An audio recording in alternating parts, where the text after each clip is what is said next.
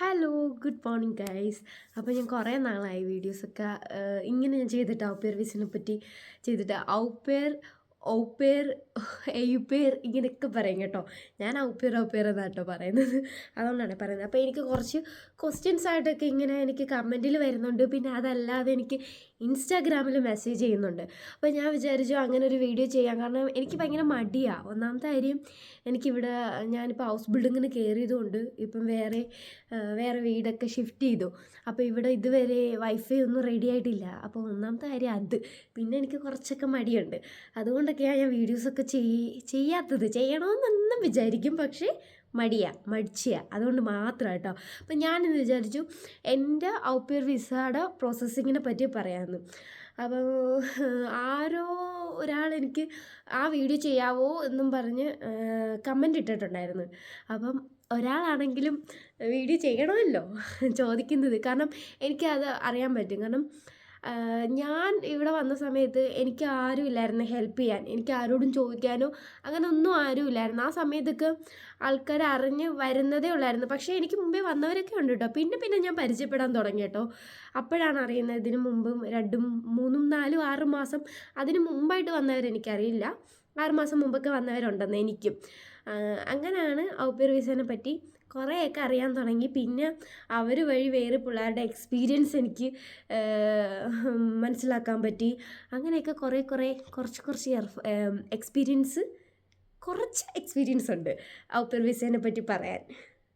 അപ്പോൾ ഞാൻ ഇന്ന് പറയാൻ ഉദ്ദേശിക്കുന്നത് വിസ പ്രോസസ്സിങ്ങിനെ പറ്റിയാണ്. അപ്പോൾ വിസ പ്രോസസ്സിംഗ് എന്ന് പറയുന്നത് ആദ്യം നമുക്ക് വരുന്നത്, നമ്മളിപ്പോൾ ഏജൻസി വഴിയാണെങ്കിൽ ഏജൻസി വഴി, അല്ലെങ്കിൽ നമുക്ക് ഔപ്പേർ.com എന്ന് പറഞ്ഞൊരു വെബ്സൈറ്റ് ഉണ്ട്, അതിൽ നമുക്ക് ചെയ്യാം. പക്ഷേ നമ്മൾ സെൽഫായിട്ട് ചെയ്യുമ്പം എന്ത് വന്നാലും നമ്മൾ തന്നെ ഏറ്റെടുക്കണം, അതാണ് പ്രശ്നം. ഇൻ കേസ് ഇപ്പോൾ ഒരു ഏജൻസി വഴി ആവുമ്പം ഞാൻ സംസാരിക്കുമ്പോൾ അങ്ങോട്ടും ഇങ്ങോട്ടും ഒക്കെ എന്തെങ്കിലുമൊക്കെ തെറ്റും കേടാ, അതുകൊണ്ട് എല്ലാവരും അത് ഇഗ്നോർ ചെയ്ത് കളയുക. അപ്പം ഏജൻസി വഴിയാകുമ്പം എന്തെങ്കിലും പറ്റി ഇപ്പോൾ ഫാമിലി പ്രോബ്ലംസ് എന്തെങ്കിലുമൊക്കെ ഉണ്ടെന്നുണ്ടെങ്കിൽ നമുക്കത് അവരോട് പറഞ്ഞ് ഇനി വേറൊരു ഫാമിലി ചേഞ്ച് ചെയ്യണമെങ്കിൽ അങ്ങനെ ചെയ്യാം. അപ്പം നമ്മൾ സെൽഫായിട്ട് ചെയ്യുന്നതും ഏജൻസി വഴിയാകുമ്പം ഉള്ള വ്യത്യാസം ഒന്നാമത്തെ അതാണ് കേട്ടോ. അപ്പോൾ അതെല്ലാം പോട്ടെ, നമുക്ക് വിസ പ്രോസസ്സിങ്ങിനെ പറ്റി പറയാം. അപ്പോൾ ആദ്യത്തെ കാര്യം എന്ന് പറഞ്ഞാൽ നമ്മളിപ്പം ഫാമിലി ഇടയ്ക്ക് വെച്ച് പറഞ്ഞപ്പോൾ തെറ്റിപ്പോയി കേസ്, അങ്ങനെ ഞാനത് ഓഫ് ചെയ്ത്. അപ്പോൾ ഞാൻ ഒന്നും കൂടെ പറയാം. അപ്പോൾ ആദ്യം എന്ന് പറഞ്ഞാൽ നമ്മൾ ഫാമിലി കോണ്ടാക്ട് ചെയ്യുന്നതാണ്. ഒന്നെങ്കിൽ നമുക്ക് അവർ സ്കൈപ്പ് വഴി വീഡിയോ കോൾ ചെയ്യും, അല്ലെങ്കിൽ നമുക്ക് വാട്സപ്പിലോ വല്ലതും മെസ്സേജ് ചെയ്യും. ആദ്യം മെസ്സേജ് ചെയ്യും കേട്ടോ നമ്മുടെ നമ്പറിൽ. എന്നിട്ട് അവരൊരു ഒരു അപ്പോയിൻമെൻറ്റ് നമുക്ക് തരും. അതായത് ഇവിടെ എല്ലാം അപ്പോയിൻമെൻറ്റാണ്. നമ്മൾ ഫ്രീ ആയ ഒരു ദിവസവും അവർ ഫ്രീ ആയ ഒരു ദിവസവും അവർ തമ്മിൽ ഇപ്പോൾ അവരുടെ ഫാമിലി മെമ്പേഴ്സ് എല്ലാം വീട്ടിലുള്ള ദിവസവും അങ്ങനെ കണക്കാക്കി നമ്മളുമായിട്ടൊരു വീഡിയോ കോൺഫറൻസ് അവർ വെക്കും. എന്നിട്ട് നമ്മളോട് കാര്യങ്ങളെല്ലാം പറഞ്ഞു തരും. നമുക്ക് ഇത്രയും ഡ്യൂട്ടി ഉണ്ട്. എല്ലാ ഫാമിലിയും അങ്ങനെയാണോ എന്ന് എനിക്കറിയില്ല, എൻ്റെ ഫാമിലി അങ്ങനെയായിരുന്നു. ഞാൻ എൻ്റെ എക്സ്പീരിയൻസ് ആട്ടോ ഇവിടെ പറയുന്നത്, വേറെ ഒന്നുമല്ല, എൻ്റെ സ്വന്തം എക്സ്പീരിയൻസ് മാത്രമാണ് ഞാൻ പറയുന്നത്. അപ്പോൾ ആദ്യം ഫാമിലി ആയിട്ടുള്ള ഇൻ്റർവ്യൂ എന്ന് പറയുന്നത് നമ്മൾ പേടിക്കേണ്ട ആവശ്യമില്ല. അങ്ങനെ ക്വസ്റ്റ്യൻസ് ഒന്നും അല്ല ചോദിക്കുന്നത്. ഇപ്പം നമ്മൾ ഈ ഒരു വിസ കൊണ്ട് ഉദ്ദേശിക്കുന്നത് നമുക്ക് ജർമ്മൻ ലാംഗ്വേജ് പഠിക്കാനും അവരുടെ കൾച്ചർ പഠിക്കാനും. അപ്പോൾ ലാംഗ്വേജ് വലിയ സീനില്ല. നമുക്ക് A1 ലെവൽ ഇപ്പോഴത്തെ ഒരു ഇത് വെച്ചാൽ A1 ലെവൽ മതിയെന്നാണ് പറയുന്നത്. അതായത് A2ൻ്റെയും B1ൻ്റെയൊക്കെ സർട്ടിഫിക്കറ്റ് വെച്ചൊക്കെ ഇപ്പോൾ റിജക്ഷൻ വരുന്നുണ്ട്. അപ്പം A1 ലെവലേ നമുക്കുള്ളെന്ന് അവർക്കറിയാം. അതുകൊണ്ട് നമുക്ക് കംഫർട്ട് ഇംഗ്ലീഷിൽ സംസാരിക്കാനാണെങ്കിൽ അത് അവരോട് പറഞ്ഞാൽ അവർ ജർമ്മൻ മാറ്റി അവർ ഇംഗ്ലീഷിൽ നമ്മളോട് സംസാരിക്കും. ഞാൻ പറയുമ്പോൾ എല്ലാം തെറ്റിപ്പോകും കേട്ടോ, കാരണം എനിക്കിപ്പം ജർമ്മനും സംസാരിക്കുന്നത് കൊണ്ട് മൊത്തത്തിൽ ഒരു കൺഫ്യൂഷനാണ് സംസാരിക്കുമ്പം. അതുകൊണ്ട് അതെല്ലാം ഒന്ന് ഇഗ്നോർ ചെയ്ത് കളയട്ടെ, കാരണം എനിക്കിനി വീണ്ടും എനിക്കിഷ്ടമല്ല ചുമ്മാ വീഡിയോ ഇങ്ങനെ എടുക്കാൻ. ഞാൻ സംസാരിക്കുമ്പം ഇങ്ങനെ ബ്ലാ ഇങ്ങനെ പറഞ്ഞു പോകും. അപ്പോൾ അത് ആദ്യം ഫാമിലിയുടെ ഇത് നമ്മളോട് ഇത്രയൊക്കെ ചോദിക്കത്തുള്ളൂ. നമുക്ക് എന്തെങ്കിലും എക്സ്പീരിയൻസ് ഉണ്ടോ, അതായത് കിൻഡർ ഗാർഡനിലോ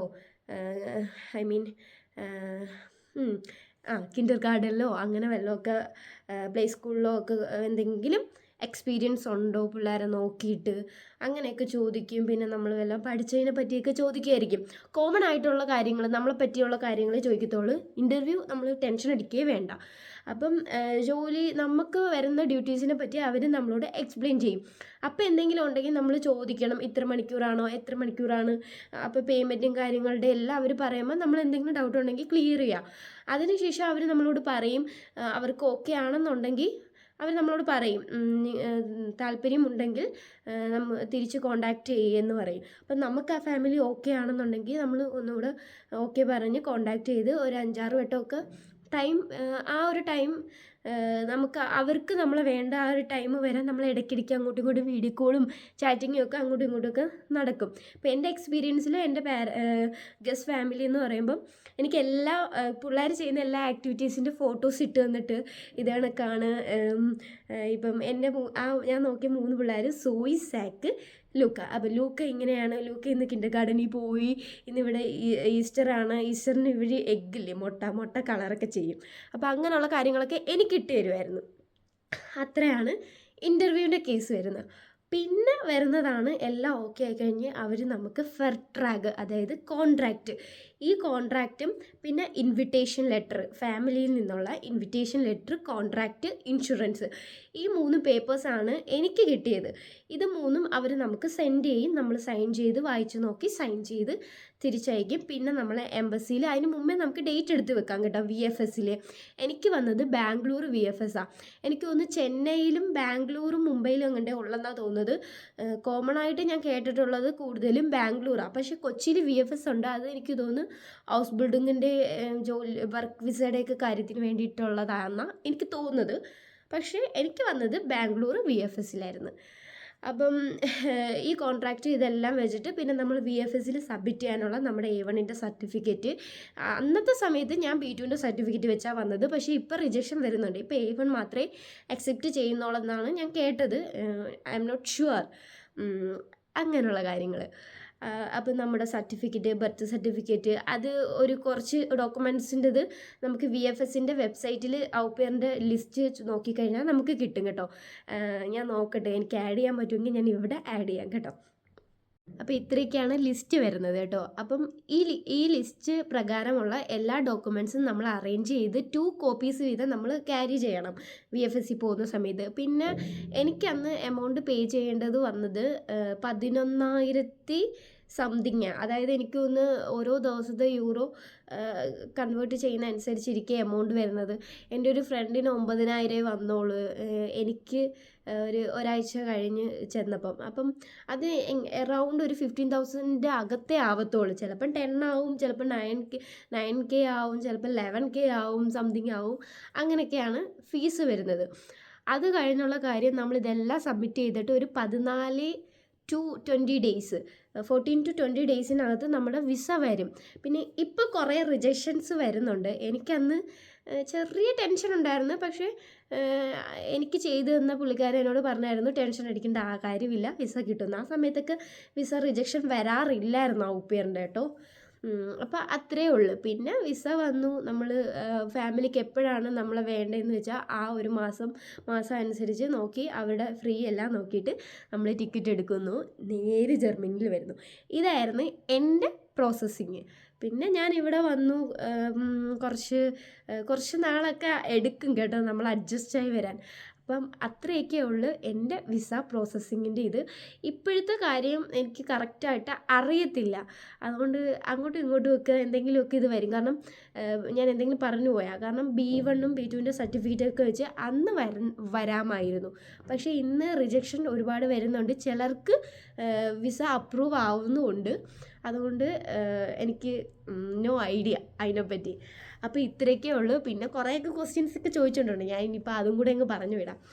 സിംഗിൾ പാരൻ്റ് ഉള്ള വീട്ടിൽ സേഫ് ആണോ എന്ന് ചോദിച്ചിട്ടുണ്ട് കേട്ടോ.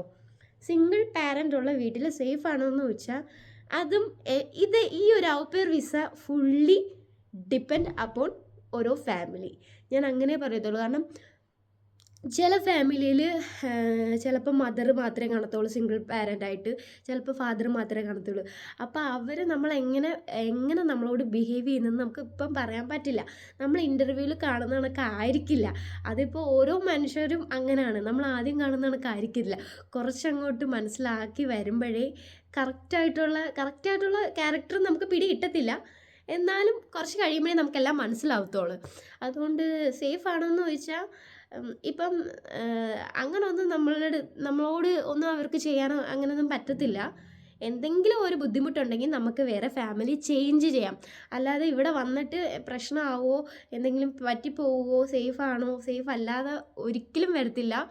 പക്ഷേ നമുക്ക് വേറെ മാർഗ്ഗമുണ്ട്. ഇവിടെ അതിനുള്ള എല്ലാ ഫെസിലിറ്റീസും ഉണ്ട്. വേറെ ഫാമിലി ചേഞ്ച് ചെയ്യണമെങ്കിൽ ചേഞ്ച് ചെയ്യുക, എല്ലാം. ഇപ്പം നമുക്ക് നാട്ടിൽ വരണമെങ്കിൽ നാട്ടിലും വരാം. എല്ലാം നമുക്ക് ഒരു പ്രശ്നമില്ല. എന്തെങ്കിലും ഫാമിലിയിൽ നിന്ന് നമുക്ക് ബുദ്ധിമുട്ടുണ്ടെങ്കിൽ എല്ലാം പേടിക്കേണ്ട കാര്യമില്ല. നമുക്ക് വേറെ ഫാമിലി മാറാം, എല്ലാം ചെയ്യാം കേട്ടോ. അത് കഴിഞ്ഞ് കൊച്ചി VFSലായിരുന്നു വിസ പ്രോസസ്സിങ്. എനിക്ക് കൊച്ചിയിലല്ല, എനിക്ക് ബാംഗ്ലൂരായിരുന്നു. ഔ പെയർ വിസയുടെ എല്ലാം ബാംഗ്ലൂർ, ചെന്നൈ, മുംബൈ ആണെന്ന് തോന്നുന്നു. പക്ഷേ ഞാൻ കേട്ടിട്ടുള്ളതെല്ലാം ബാംഗ്ലൂരായിരുന്നു കേട്ടോ. പിന്നെ ഔ പെയർ വിസയിൽ വരുമ്പോൾ 30 kg അത് ഫ്ലൈറ്റിൽ നമ്മൾ കൊണ്ടുവരുന്നതിനെ പറ്റിയാണ് ചോദിച്ചിരിക്കുന്നത്. അതും ഡിപ്പെൻഡ് അപ്പോൺ ഓരോ ഫ്ലൈറ്റ്. ഇപ്പം ഞാൻ വന്നത് എമിറേറ്റ്സിലായിരുന്നു. എനിക്ക് വന്നത് Trivandrum to Dubai to Hamburg എയർപോർട്ടായിരുന്നു. അപ്പോൾ എനിക്ക് വന്നത് 29 or 30 kg plus 7 hand baggage. അപ്പം അത് ഇപ്പം വിസ്താരയിലൊക്കെ വരുന്നവർക്ക് 46 കിലോ, എയർ ഇന്ത്യയിൽ അങ്ങനെയൊക്കെ ഉണ്ട്. അതും ഔ പെയർ വിസ കാറ്റഗറി വെച്ചിട്ടല്ല എന്നെനിക്ക് തോന്നുന്നു. പിന്നെ സ്റ്റുഡൻറ്റിൻ്റെ ആകുമ്പോൾ കുറച്ചുകൂടെ കിട്ടുമെന്ന് എനിക്ക് തോന്നുന്നു കേട്ടോ. അപ്പം അങ്ങനെ എനിക്ക് അറിയത്തുള്ളൂ അതിനെപ്പറ്റി. പിന്നെ സോറി കേട്ടാ. പിന്നെ വരുന്നത് ഞാൻ ഏത് ഏജൻസി വഴിയാണ് വന്നതെന്ന് കുറച്ച് പേര് എനിക്ക് ഇൻസ്റ്റയിൽ മെസ്സേജ് ചെയ്യാറുണ്ട്, ഇതിലും ചോദിക്കാറുണ്ട്. സത്യം പറഞ്ഞാൽ സത്യസന്ധമായി പറയാമല്ലോ, ഞാൻ വന്ന സമയത്ത് അതൊരു ഏജൻസി കണക്കൊന്നും ഇല്ലായിരുന്നു. ഞാനൊരു ടെലിഗ്രാം ഗ്രൂപ്പ് വഴി കണ്ടിട്ട് മെസ്സേജ് ചെയ്യുമായിരുന്നു. ഒരു പയ്യനായിരുന്നു ചെയ്തു തരുന്നത്. അങ്ങനെ എന്നെ വിട്ട സമയത്ത് ഒരു പ്രശ്നമില്ലാതെ ഞാനെത്തി. പിന്നെ ഉള്ളത് കുറച്ച് നാൾ കഴിഞ്ഞ് അറിഞ്ഞപ്പോഴാണ് കുറേ പിള്ളേരുടെ നിന്ന് പൈസയൊക്കെ മേടിച്ചിട്ട് തിരിച്ച് കൊടുക്കാതെ അവരെ കയറ്റി വിട്ടില്ല എന്നൊക്കെ അറിയുന്നത്. അതുകൊണ്ട് ഞാൻ വന്ന ഏജൻസിനെ പറ്റി നിങ്ങൾ ചോദിക്കാത്തതായിരിക്കും നല്ലത്. അത്രേ ഉള്ളൂ. പക്ഷേ എൻ്റെ ഒരു ഫ്രണ്ട് ഇപ്പോൾ ചെയ്യുന്നുണ്ട് കേട്ടോ. ഇപ്പോൾ എന്നോട് ചോദിക്കുന്നവരത്തെല്ലാം ഞാൻ പുള്ളിക്കാരിയുടെ ഡീറ്റെയിൽസും കാര്യങ്ങളും പിന്നെ എന്നെക്കൊണ്ട് പറ്റുന്നതൊക്കെ ഞാൻ ഹാൻഡിൽ ചെയ്യുക ചെയ്യുന്നത്. അല്ലാതെ ഞാൻ വന്ന ഏജൻസി ചോദിക്കുവാണെങ്കിൽ എനിക്ക് ഇത്രയും പറയാനുള്ളൂ. ഇപ്പം തട്ടിപ്പാന്നൊക്കെ പറയുന്നല്ല, പൈസയൊക്കെ മേടിച്ചിട്ട് കൊടുക്കാതെയും അങ്ങനെയൊക്കെ എന്തൊക്കെയോ പ്രശ്നങ്ങളൊക്കെ ഉണ്ട് കേട്ടോ ഇപ്പം നിലവിൽ. പിന്നെ സാലറി എന്ത് കിട്ടും, ഫാമിലി ഡിപ്പെൻഡാണോ? യെസ്, ഫാമിലി ഡിപ്പെൻഡാണ് സാലറി വരുന്നത്. ഇപ്പം എന്നെ സംബന്ധിച്ച് എനിക്ക് ഡ്യൂട്ടീനെയും ഡിപ്പെൻഡ് ചെയ്തിരിക്കും. എനിക്ക് രാവിലെ 7 തൊട്ട് 8:30 വരെ, 8:30ക്ക് എനിക്ക് സ്കൂളിൽ കൊണ്ടാക്കണം പിള്ളേരെ. അതിനുശേഷം ഞാൻ വന്ന് 12 മണി വരെ എനിക്ക് ഫ്രീ ടൈമാണ്. 12 മണി തൊട്ട് വീണ്ടും രാത്രി 7 മണി വരെ എനിക്ക് ഡ്യൂട്ടി ഉണ്ട്. അത്രയും ടൈമിന് വേണ്ടി എൻ്റെ ഫാമിലി എനിക്ക് തന്നിരുന്നത് 600 euro ആയിരുന്നു. പക്ഷേ ബാക്കിയുള്ളവരെ സംബന്ധിച്ച് എനിക്കത് കൂടുതലായിട്ടാണ് കിട്ടിയിട്ടുള്ളത്. പിന്നെ വരുന്നതെന്ന് പറഞ്ഞാൽ എൻ്റെ ഫ്രണ്ട്സിനൊക്കെ കിട്ടുന്നത് 280, 300 അങ്ങനെ ഒരു റേഞ്ച് ആണ് കിട്ടുന്നത്. സത്യത്തിൽ റൂൾ പ്രകാരം 280 euro ഔ പെയറിന് കൊടുക്കാവുള്ളൂ എന്നുള്ളൂ.